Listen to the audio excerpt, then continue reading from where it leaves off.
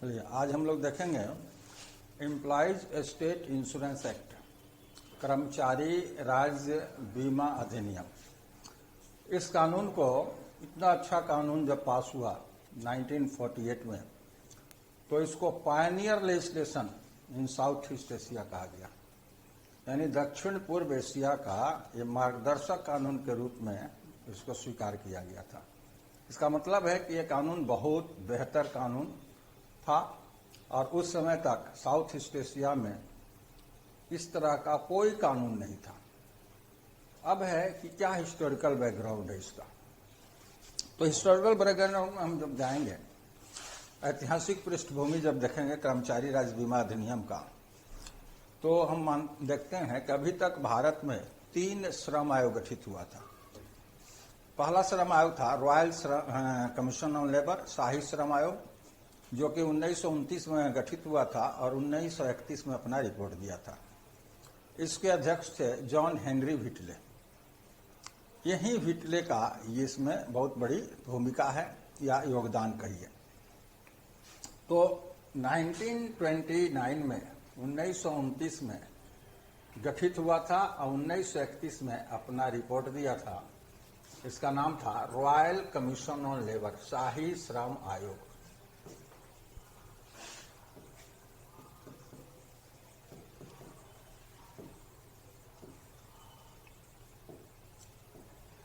और John Henry व्हिटले इसके अध्यक्ष थे, चेयरमैन थे John Henry व्हिटले।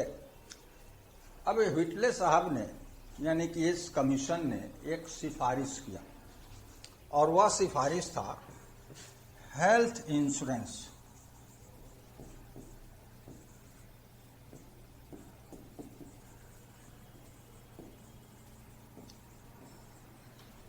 Health insurance to the industrial workers employed in different types of industrial organisations.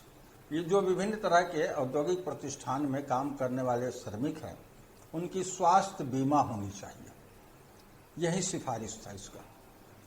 अब है कि स्वास्थ्य बीमा का मतलब कि इस समय जब उनकी तबीयत खराब होती है, तो वैसी स्थिति में ऐसी व्यवस्था होनी चाहिए जिससे कि उनका वेज पेमेंट हो। अगर वेज नहीं हो तो उसके अगेंस्ट में कुछ पेमेंट हो ताकि उनकी लाइवलीहुड चले, और साथ में ट्रीटमेंट की व्यवस्था हो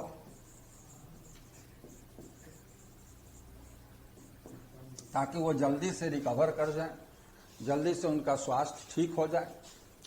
तो इसके पीछे 2 ये फैक्टर काम करेगा। हेल्थ इंश्योरेंस की बात जब करेंगे तो 2 चीज दिखाई देगा, एक कि उसका वेज रेगुलेट हो और दूसरा कि उसको ट्रीटमेंट मिले ताकि वह जल्दी ठीक हो जाए। अब हम लोग जानते हैं कि रिस्क ऑफ लाइफ या कंटीजेंसीज ऑफ लाइफ 6 होते हैं। उसमें एक कंटीजेंसीज ऑफ लाइफ है सिकनेस, दूसरा है मैटरनिटी, तीसरा है डिसेबलमेंट,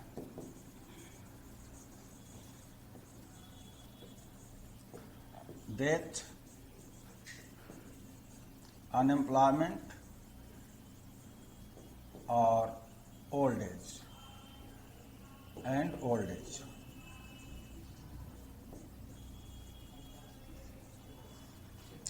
ये 6 रिस्क ऑफ लाइफ होते हैं। अब कोई भी श्रमिक है, उसके वर्किंग लाइफ को देखा जाए तो इसके वर्किंग लाइफ में ये 6 आकस्मिकता जीवन की जोखिम है। उसमें सबसे ज्यादा बार मल्टीपल टाइम्स एक ही रिस्क दिखाई दे सकता है और वह रिस्क है सिकनेस। जैसे मैटरनिटी है, ये महिला कर्मचारी से रिलेटेड है, इसका भी लिमिटेड है। डिसेबल एक बार हो गया, दोबारा नहीं होगा। अगर एक्सीडेंट हुआ तो वर्कर एक बार मरेगा। उसी तरह अगर नौकरी से हट रहा है एक बार, और बुढ़ापा भी लास्ट स्टेज में आएगा। लेकिन बीमारी ऐसी है जो 1 साल के दौरान कई बार हो सकता है और पूरा सर्विस पीरियड में बहुत बार हो सकता है। तो कहा, इनका यही विचार था रॉयल कमीशन ऑन लेबर का कि जो सिकनेस है वो ज़्यादा डिस्टर्ब करता है वर्कर को, और सीखने की स्थिति में नो वर्क नो वेजेस का कंसेप्ट जो है वो ठीक नहीं है। नो वर्क बट वेजेज, और साथ में ट्रीटमेंट की व्यवस्था होनी चाहिए, यानी ओवरऑल हेल्थ इंश्योरेंस वर्कर का होना चाहिए, क्योंकि सबसे ज़्यादा उसको बीमारी से परेशानी होती है।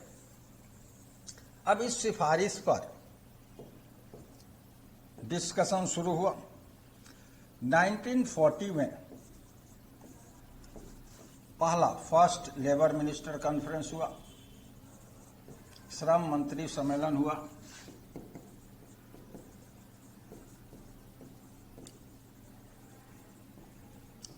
और इसकी अध्यक्षता किए थे रामास्वामी मुडालियर। रामास्वामी मुडालियर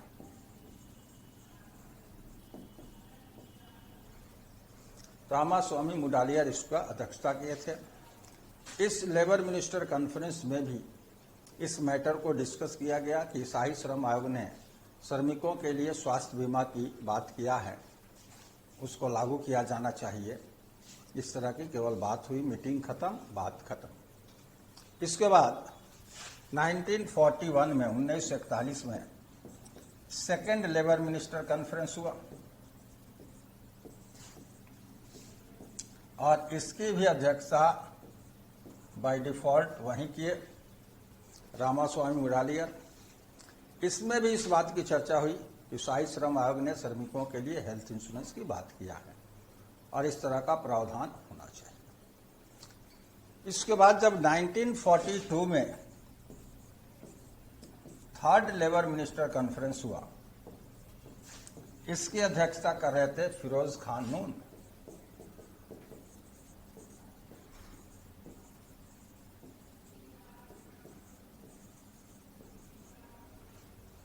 फिरोज खान नून, इसके भी एजेंडा में था। ये जब मैटर प्लेटफॉर्म पर आया तो ये फिरोज खान नून थोड़ा सा एग्रेसिव हो गए।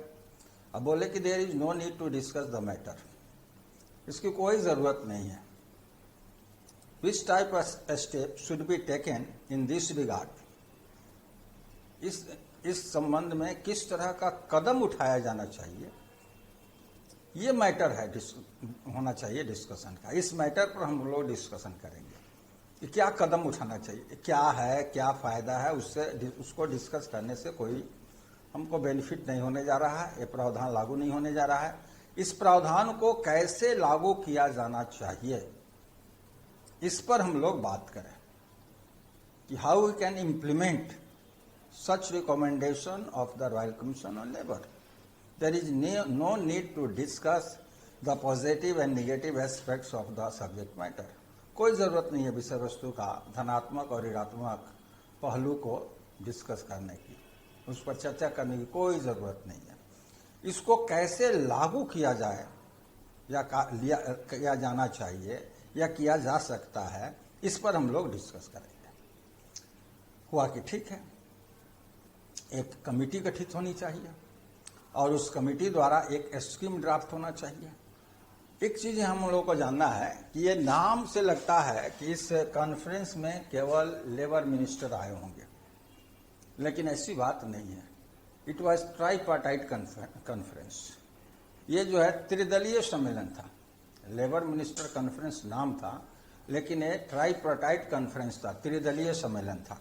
यानी कि इसमें एम्प्लॉयर के रिप्रेजेंटेटिव, वर्कर्स के रिप्रेजेंटेटिव और गवर्नमेंट के रिप्रेजेंटेटिव तीनों इसमें प्रेजेंट थे, पार्टिसिपेट किए थे, तीनों पार्टिसिपेट किए थे।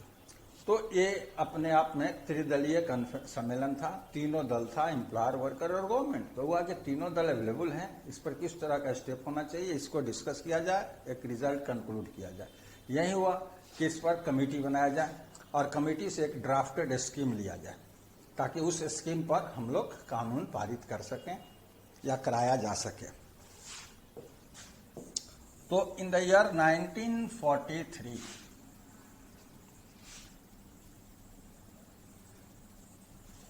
1943 में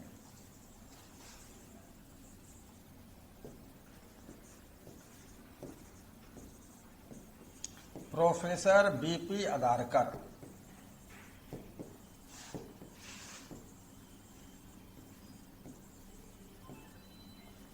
appointed as officer on special duty.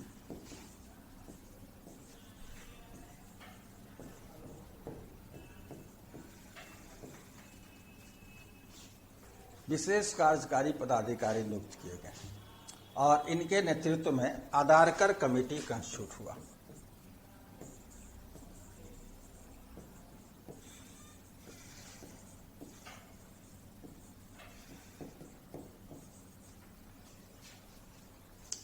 तो एक जनरल ट्रेंड है कि कोई भी कमेटी या कमीशन जब कंस्टिट्यूट किया जाता है किसी भी मैटर को इन्वेस्टिगेट करने या उस पर ड्राफ्टिंग करने के लिए, तो उसका अध्यक्ष बनाया जाता है लीगल एक्सपर्ट को। कानून के विशेषज्ञ जो हैं उन्हीं को उसकी अध्यक्ष बनाया जाता है। लेकिन ये बीपी अदारकर साहब ये कानून के विशेषज्ञ नहीं थे, ये एक्सपर्ट थे, पढ़े प्रोफेसर थे और कानून से रिलेटेड प्रोफेसर थे नहीं, ये सोशल साइंटिस्ट थे। तो इसलिए इनको S officer on special duty कहा गया। जो अध्यक्ष हैं, लेकिन अध्यक्ष चेयरपर्सन नहीं कहा गया, इनको कहा गया ऑफिसर ऑन स्पेशल ड्यूटी। और इनके नेतृत्व में अदारकर कमेटी बना दी गई। यह कमेटी जो है वह इन द ईयर 1944 में ड्राफ्टेड स्कीम प्रारूपित योजना सौंपा गवर्नमेंट को। स्कीम सबमिट किया।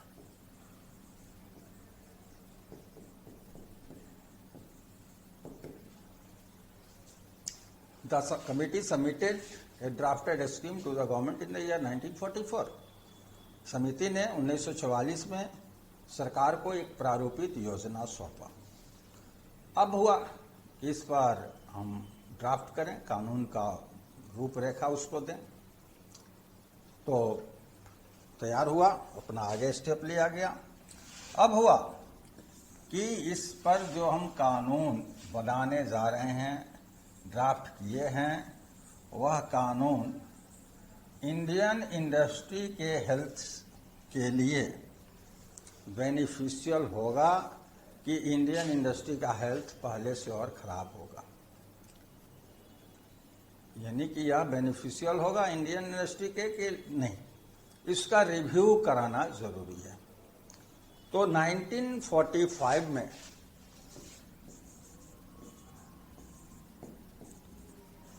two experts of ILO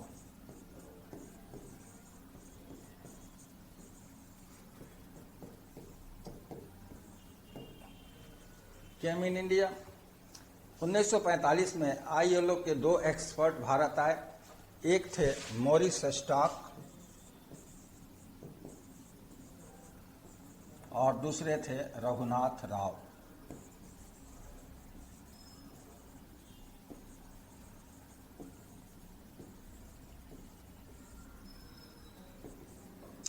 Morris stock और रघुनाथ राव आए भारत और इसका जो प्रारूप था उसका रिव्यू किए, थोड़ा सा मॉडिफाई किए, मॉडिफाई करके ये दे दिए कि नहीं, इस पर कानून पारित किया जाए, कानून बहुत बेहतर होगा, बेस्ट कानून होगा।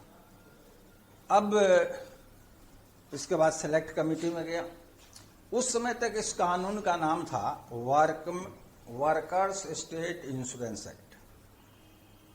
इसका नोमेनक्लेचर दिया गया था workers state insurance act. Select committee में जब गया तो इसका नाम वर्कर से करके एम्प्लॉइज कर दिया गया और एम्प्लॉइज स्टेट इंश्योरेंस एक्ट आ गया। उसके बाद 1946 में बिल पेश किया गया, विधेयक पेश हुआ और ये पारित होकर के 1948 में पारित होकर के एम्प्लॉइज स्टेट इंश्योरेंस एक्ट बन गया। कर्मचारी राज्य बीमा अधिनियम बन गया 1948 में आफ्टर पासिंग। अब यहां एक प्रॉब्लम था कि इसमें जो सेंटर पॉइंट था वो था हेल्थ इंश्योरेंस। तो हेल्थ इंश्योरेंस स्वास्थ्य प्रभावित होता है सिकनेस में, ये जनरल फिनोमेना है। but in case of accident disablement, मैंने accident due to disablement due to accident, या मैटरनिटी में भी हेल्थ प्रभावित होता है, तो इस सब को इसमें इंक्लूड कर दिया गया, इस सब से रिलेटेड प्रोविजन को इंक्लूड कर दिया गया। अब यहाँ है कि हम फाइनेंशियल बेनिफिट तो दे सकते हैं, मॉनेटरी बेनिफिट दे सकते हैं, अगर बीमार पड़ा तो उसकी वेज को रेगुलेट कर सकते हैं, मैटरनिटी केस में रेगुलेट कर सकते हैं, डिसेबलमेंट के केस में रेगुलेट कर सकते हैं, लेकिन साथ में मेडिकल फैसिलिटी कहाँ से देना होगा। मेडिकल फैसिलिटी के लिए हमको हॉस्पिटल या डिस्पेंसरी चाहिए। तो इसका ये कहना था, मैंने इससे यह कंक्लूड किया जाता है कि रैंडम एकाएक लागू करना पूरे देश में इट वाज क्वाइट डिफिकल्ट, कि हम नोटिफाई किए, लागू कर दिए।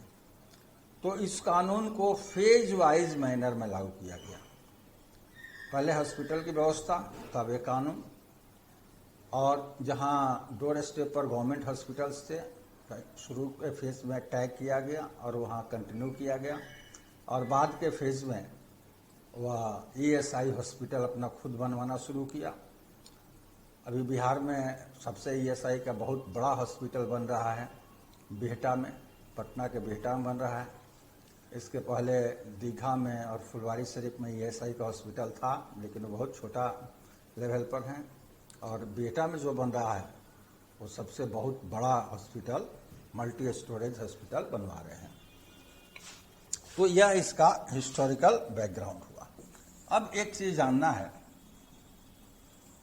कि इंश्योरेंस इसमें शब्द है। इंश्योरेंस कहते हैं acceptance of risk against premium और कंट्रीब्यूशन।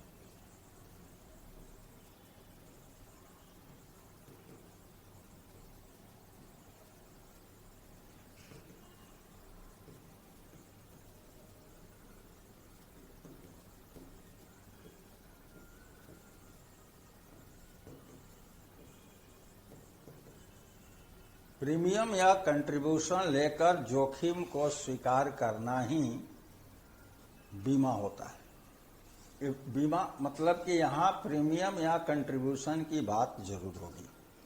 तो इस कानून में प्रीमियम टर्म नहीं यूज किया गया है, यहां कंट्रीब्यूशन की बात की गई है। दूसरी चीज है कि एक नाम रखा गया है एम्प्लॉय, दूसरा स्टेट। तो ये अब यहां दो है,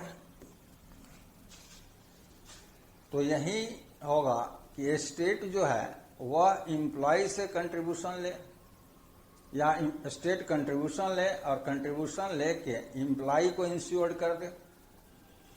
एम्प्लॉय जो है स्टेट को इंश्योर्ड नहीं कर सकता है।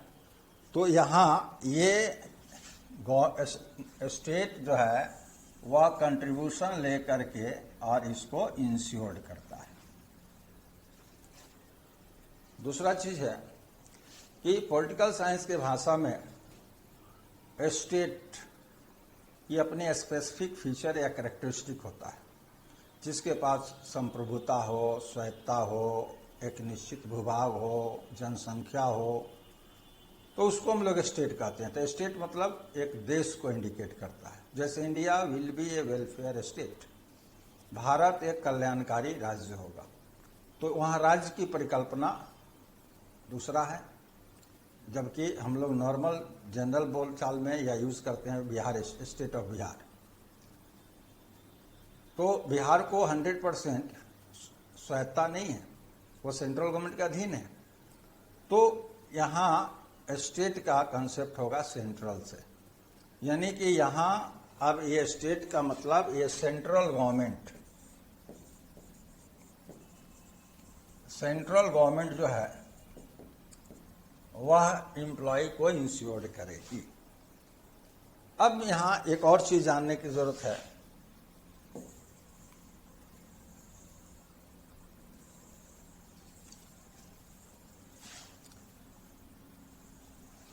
कि सेंट्रल गवर्नमेंट का जो देश के डिफरेंट एरिया में जो फंक्शन होता है जो वर्क होता है, एक होता है कि डायरेक्ट सेंट्रल गवर्नमेंट वर्क करती है देश के डिफरेंट एरिया के लिए।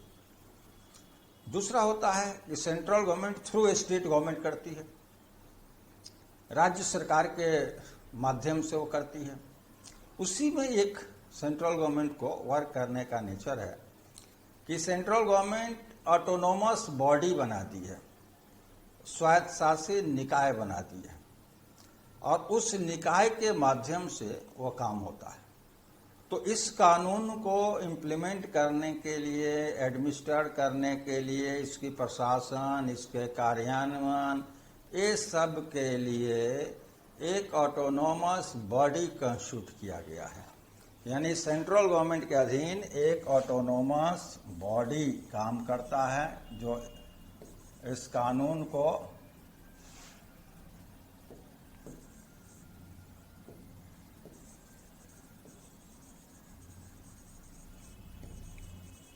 लागू करता है, इसका प्रशासन करता है। ये सब जिम्मेवारी दिया गया है, ऑटोनोमस बॉडी को दी गई है कंस्टिट्यूट करके, और इस ऑटोनोमस बॉडी का नाम है ESI कॉरपोरेशन।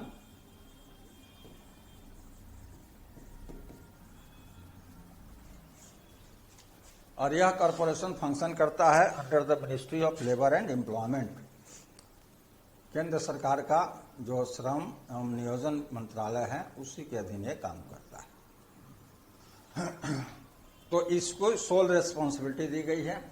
गवर्नमेंट का केवल अपना ऑर्डर होता है और सारा उस पर क्या बेनिफिट देना है, क्या कैसे करना है, सारा चीज डिसाइड होता है इसी ऑटोनोमस बॉडी में।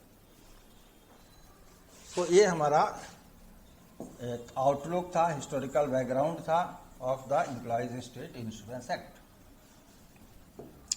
इस कानून को भी जो इन फ्यूचर लागू होगा, सोशल सिक्योरिटी कोड 2020, उस सोशल सिक्योरिटी कोड में इस कानून को भी इंक्लूड कर दिया गया है। जैसे वर्क में एम्प्लॉयज कंपनसेशन एक्ट है, मैटरनिटी बेनिफिट एक्ट है, और इस एक्ट को भी उसमें इंक्लूड किया गया है। एम्प्लॉयज स्टेट इंश्योरेंस एक्ट ये भी इंक्लूडेड है उसी में, लेकिन वह नहीं लागू है तब तक ये कानून चलेगा। अब इसके इंट्रोडक्शन, परिचय।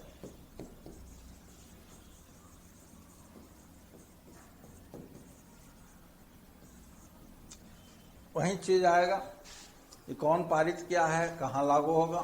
तो पहला है कि पास्ड बाय सेंट्रल गवर्नमेंट, केंद्र सरकार द्वारा पारित है, तो पूरे देश में, पूरे भारत में लागू होगा।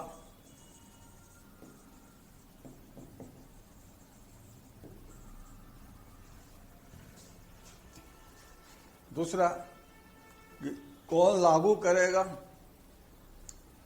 तो इस कानून में ऑटोनोमस बॉडी बनाया गया है सेंट्रल गवर्नमेंट द्वारा, तो इस कानून को लागू करने की जिम्मेवारी भी हो जाएगी सेंट्रल गवर्नमेंट को। तो यहां रेस्पॉन्सिबिलिटी ऑफ इम्प्लीमेंटेशन,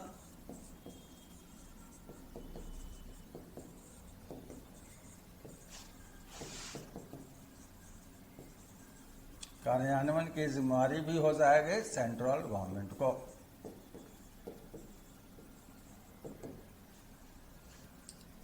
और इस कानून का नाम है सोशल सिक्योरिटी। किस तरह का कानून है, टाइप्स ऑफ लेजिस्लेशन है, social security legislation. It is known as social security legislation in the country.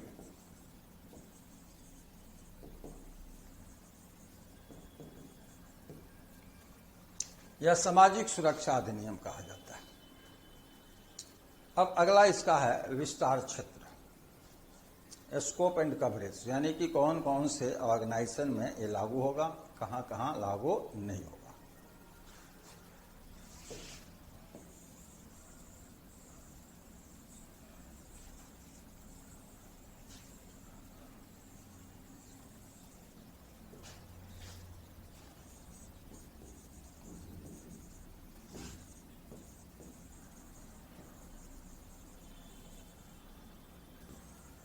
विस्तार क्षेत्र।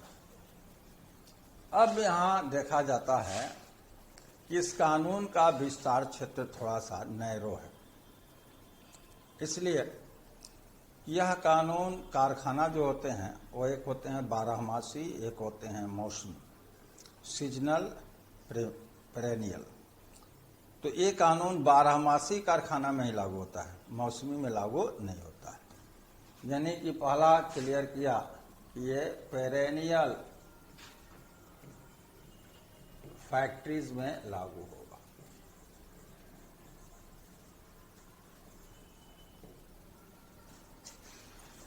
दूसरा देखते हैं कि माइंस में लागू नहीं होता है, प्लांटेशंस में लागू नहीं होता है।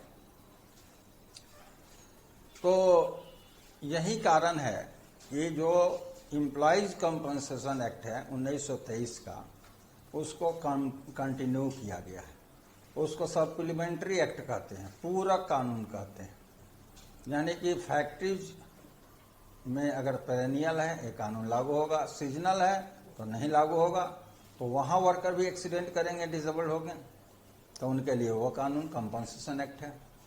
वहां भी महिला मां बनने वाली हो तो उसके लिए मैटरनिटी बेनिफिट एक्ट है। तो एक चीज है। तो ये दो कानून जो है मैटरनिटी बेनिफिट एक्ट और एम्प्लॉइज कंपनसेशन एक्ट, इसके सप्लीमेंट्री एक्ट के रूप में आज भी कंटिन्यू है। जब ये कानून लाभ नहीं देगा तो वो दोनों लाभ देंगे। दूसरा है कि अदर एस्टेब्लिशमेंट्स,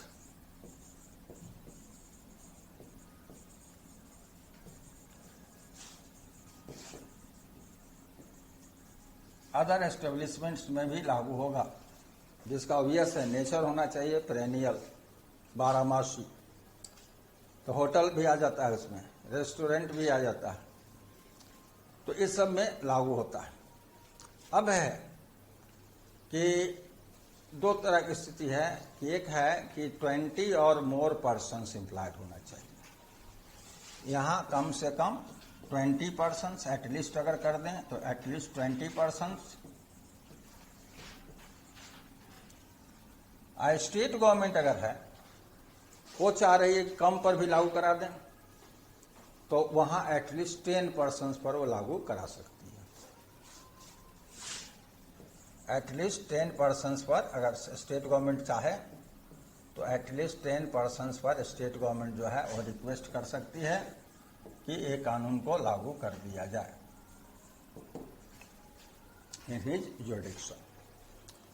तो ये कानून यहां लागू होगा। अदर एस्टेब्लिशमेंट में अगर एटलीस्ट 20% हो, स्टेट गवर्नमेंट का अगर यह सिफारिश है तो एटलीस्ट 10% पर भी लागू हो सकता है। दूसरा है कि अगर स्टेट गवर्नमेंट चाहे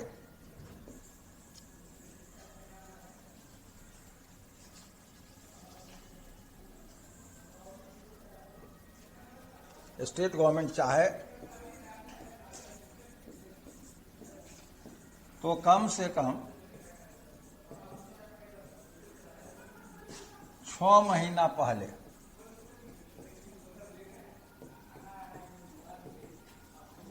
वो नोटिस दे देगी और सेंट्रल गवर्नमेंट से परमिशन लेगी।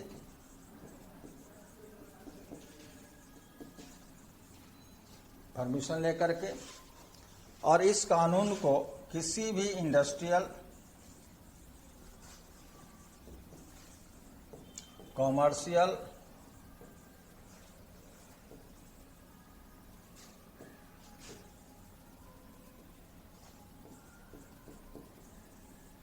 और एग्रीकल्चरल ऑर्गेनाइजेशन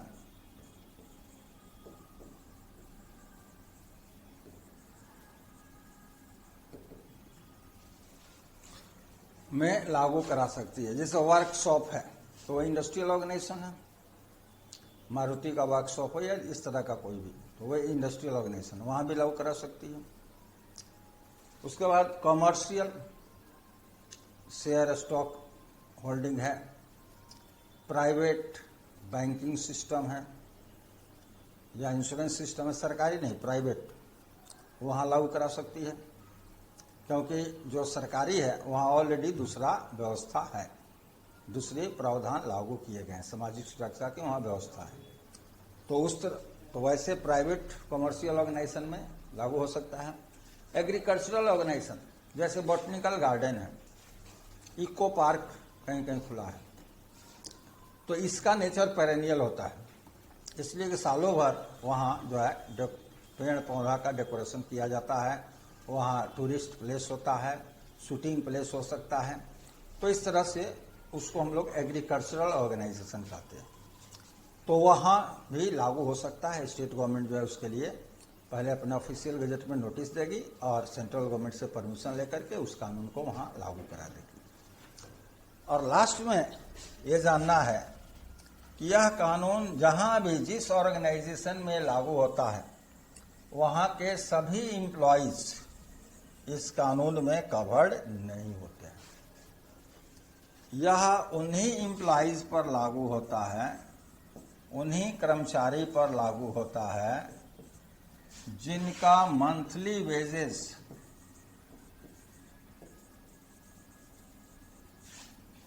अप टू 21,000 हो, जिनकी मासिक मजदूरी 21,000 रुपया तक हो, उन्हीं कर्मचारी पर यह लागू होता है। 21,000 से ज्यादा है तो उन पर यह लागू नहीं होगा। तो ये कानून का यही विस्तार क्षेत्र है। अब अगर किसी कर्मचारी का मासिक मजदूरी 21,000 रुपया से अधिक हो, वो भी तो एक्सीडेंट करेगा, तो उसको तो यहाँ इस कानून में लाभ देगा ही नहीं। तो उसके लिए वहीं या 21,000 मासिक मजदूरी से अधिक हो और महिला कर्मचारी है तो भी मां बन सकती है, तो उसके लिए ये कानून नहीं लाभ देगा। उसके लिए वहीं मैटरनिटी और एम्प्लॉइज कंपनसेशन एक्ट, वो दोनों सप्लीमेंट्री एक्ट के रूप में वो काम करते हैं। तो ये हमारा हुआ विस्तार क्षेत्र। अब यहाँ देखना है कि हम लोग देखें कि इंश्योरेंस में आ गया कंट्रीब्यूशन देना। तो अब ये कंट्रीब्यूशन देगा कैसे, क्या कंट्रीब्यूशन का सिस्टम है, क्या अमाउंट कंट्रीब्यूशन के रूप में देना है।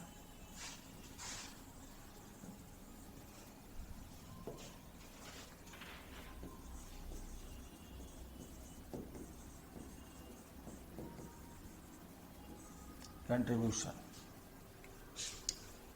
तो इस कानून का जो कवरेज है वो है 21,000 रुपया तक।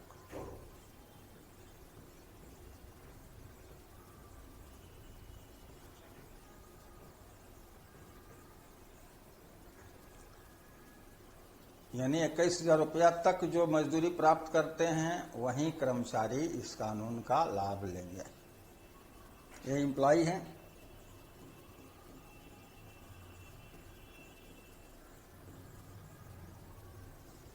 अब कानून कहता है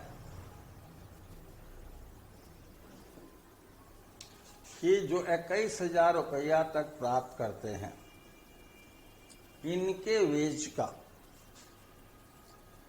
3.25% एम्प्लॉयर कंट्रीब्यूशन देगा। एम्प्लॉयर देगा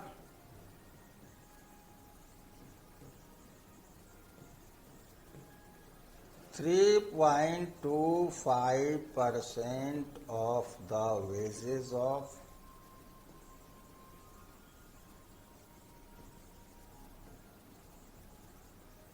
employees, जो भी कवर्ड है।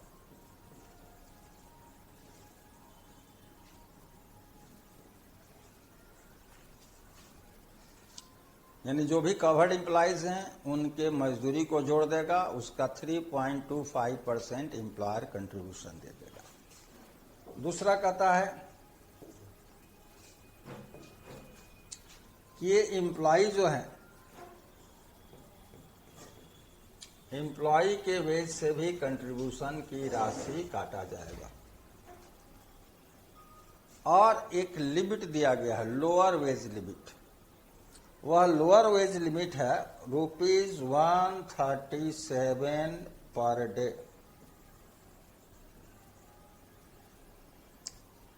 तो 137 रुपया पर डे तक पाने वाले इसके नीचे यहां से यहां तक एक कर्मचारी कंट्रीब्यूशन नहीं देंगे, लेकिन इनके बदले एम्प्लॉयर वाला अपना कंट्रीब्यूशन देगा। और अब इससे ज्यादा और 21,000 रुपया तक ये जो कर्मचारी है ये कर्मचारी 0.75% ऑफ हिज वेज,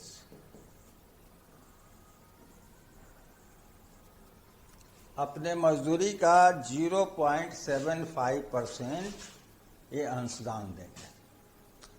तो ये जमा नहीं करते हैं कर्मचारी। जब एम्प्लॉयर इस कर्मचारी को मजदूरी देने लगता है, after the expiry of ways period, मजदूरी अवधि समाप्त होता है और जब मजदूरी देने लगता है उसी समय 0.75% उनके मजदूरी से डिडक्ट कर लेता है ईएसआई फंड के लिए। और ये एम्प्लॉयर अपना और ये जितने कर्मचारी से काटा है दोनों पैसा को एक साथ ईएसआई फंड में डिपॉजिट कर देता है। इसके लिए है कि with in 15 days after the expiry of ways period, जैसे ये मार्च महीना बीत गया तो मार्च महीना अगर बीत गया तो 15 अप्रैल तक ये दोनों पैसा उसके अकाउंट में ईएसआई कॉरपोरेशन का ईएसआई फंड जो है उसके अकाउंट में डिपॉजिट हो जाएगा। इसी तरह अगर अगस्त के महीना का काटौती किया है, डिडक्शन किया है, तो 15 सितंबर तक उस फंड में डिपॉजिट कर देगा। और अब जैसे एम्प्लॉयर कंट्रीब्यूशन का अमाउंट डिपॉजिट कर दिया against the employees, covered employees, जो भी कवर्ड एम्प्लॉइज हैं उनके बदले दोनों अमाउंट को, और इनके केस में केवल एम्प्लॉयर का अमाउंट जाएगा, इनसे तो डिडक्शन होता नहीं है, केवल एम्प्लॉयर से डिडक्शन होता है। ये दोनों अमाउंट को जैसे जमा कर दिया, अब सारा रेस्पॉन्सिबिलिटी ईएसआई कॉरपोरेशन की हो जाती है। एम्प्लॉयर केवल छुट्टी दे देगा, लेकिन सारा बेनिफिट देना है, वो सब बेनिफिट देने की जिम्मेवारी हो जाएगी ईएसआई कॉरपोरेशन की। यानी एम्प्लॉयर क्या किया कि कंट्रीब्यूशन दे करके अपने कर्मचारी को इंश्योर्ड करा दिया कि अब जो भी कंटीजेंसीज ऑफ लाइफ या रिस्क ऑफ लाइफ है उसमें अब ईएसआई कॉरपोरेशन लाभ देते रहे। अब यहाँ जो सबसे ज्यादा क्वेश्चन पूछता है एग्जाम में, वो पूछता है benefits available under the act.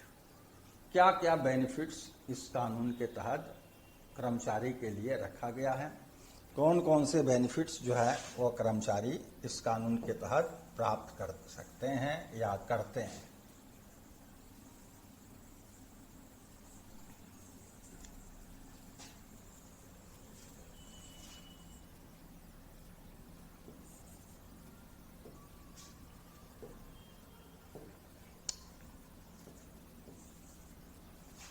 पहला है सिकनेस बेनिफिट।